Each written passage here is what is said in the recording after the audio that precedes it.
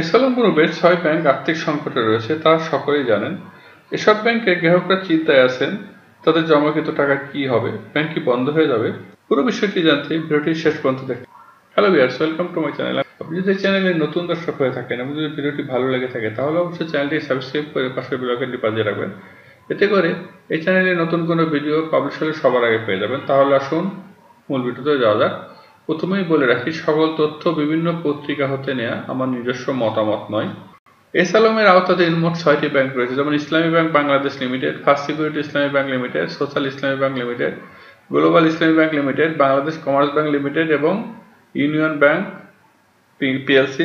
এখন এসালম গ্রুপের যে ৬টি ব্যাংক রয়েছে, এই ৬টি ব্যাংকে যে সংকট রয়েছে, এই সংকট নিয়ে বিভিন্ন ব্যাংকে প্রকাশিত বিভিন্ন সংবাদ আমরা এখন দেখব। প্রথম আলো পত্রিকাতে একটি খবর প্রকাশিত হয়েছে, এতে বলা হয়েছে ইসলামী ব্যাংকের ৫০,০০০ কোটি টাকা এসালমের পকেটে।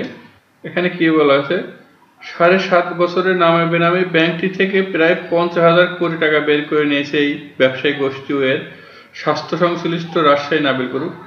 এই অর্থ ব্যাংকটির মোট ঋণের ১/৩। এই টাকা বের করতে কোনো নিয়মকানুন মানা হয়নি। ঋণের যে তথ্য এখন পর্যন্ত পাওয়া গেছে, ব্যাংক থেকে পাচার করা অর্থের পরিমাণ তার চেয়ে বেশি বলেই মনে করেন কর্মকর্তারা। এখন দেখেন আরো বলা হয়েছে, ইসলামী ব্যাংক থেকে পাচার হওয়া টাকা এখন আর আদায় করা যাচ্ছে না, ফলে ব্যাংকটি তারল্য সংকটে ভুগছে। নিয়ন্ত্রক সংস্থা বাংলাদেশ ব্যাংকে চাহিদা মতো তারল্য জমা রাখতে না পারায় প্রতিদিন জরিমানা দিচ্ছে। আবার একই সঙ্গে কেন্দ্রীয় ব্যাংকের সদ্য সাবেক গভর্নর আব্দুর রউফ তালুকদার নিজের বিশেষ ক্ষমতা বলে টাকা ছাপিয়ে ১.৫ বছর ধরে ব্যাংকটিকে বাঁচিয়ে রেখেছিলেন, কিন্তু ব্যাংকটির খারাপ অবস্থার জন্য যারা দায়ী তাদের কারো বিরুদ্ধে কোনো ব্যবস্থা নেওয়া হয়নি। বাংলা ট্রিবিউনে একটি খবর প্রকাশিত হয়েছে, বলা হয়েছে এসালমের ৭ ব্যাংকে বিশেষ সুবিধা বন্ধ। এখানে কি বলা হয়েছে, কেন্দ্রীয় ব্যাংকের পেমেন্ট সিস্টেম বিভাগ থেকে সব ব্যাংকের মৌখিক নির্দেশনার মাধ্যমে জানানো হয়, বুধবার থেকে ৭টি ব্যাংকের ১ কোটি টাকার বেশি অঙ্কের চেক নগদায়ন করা যাবে না। ব্যাংকগুলো হচ্ছে ইসলামী bank Bangladesh, social Islami bank, first security Islami bank, union bank, global Islami bank, Bangladesh commerce bank ও ন্যাশনাল ব্যাংক।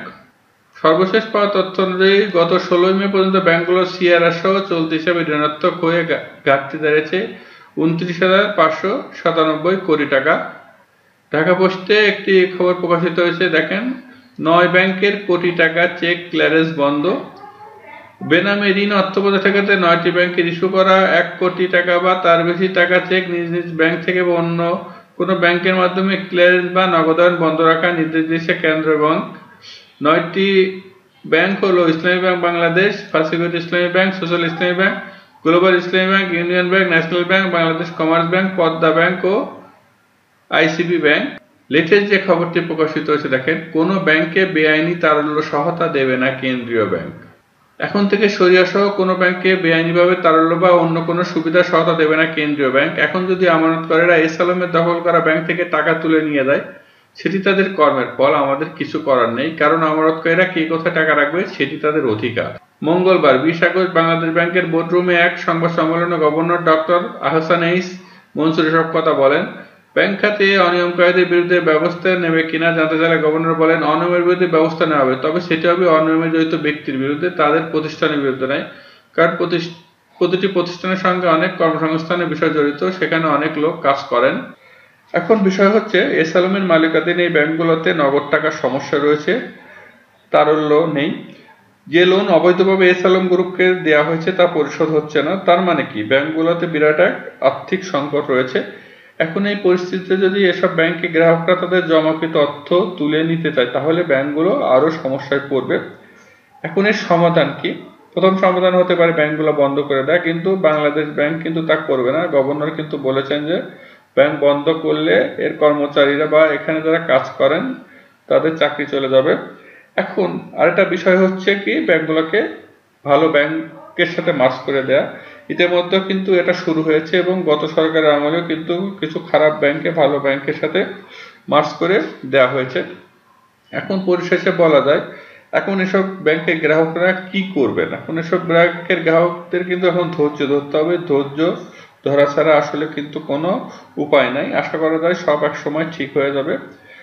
আপনাদেরকে সেই ভালো সময়ের জন্য অপেক্ষা করতে হবে। আশা করি বুঝতে পেরেছেন। আর এরকম গুরুত্বপূর্ণ ভিডিও নিয়মিত আপডেট পেতে অবশ্যই চ্যানেলটিকে সাবস্ক্রাইব করে পাশের বেল আইকনটি বাজিয়ে রাখবেন। আজ এ পর্যন্ত সামনে পর্যন্ত নতুন কোনো ভিডিও দেখার জন্য ভালো থাকুন, সুস্থ থাকুন, আমার চ্যানেলের সাথে থাকবেন।